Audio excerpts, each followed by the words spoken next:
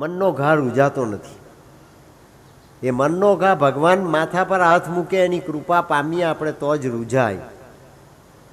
એ મન એ ઘોડાનું પ્રતીક છે. ઘોડો એ મનનું પ્રતીક છે.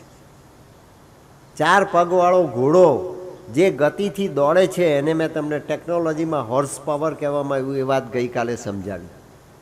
એ મેક્સિમમ હોર્સ પાવરની શક્તિ પરમાત્માએ પેદા થઈ શકે એવી પ્રોબેબિલિટી આપણને આપણા મનમાં આપી છે, માટે તો આપણે માનવ છીએ. પણ એ દાનવ બની જાય છે મનનો દુરુપયોગ કરીને, ત્યારે કુરુક્ષેત્ર રચાય છે.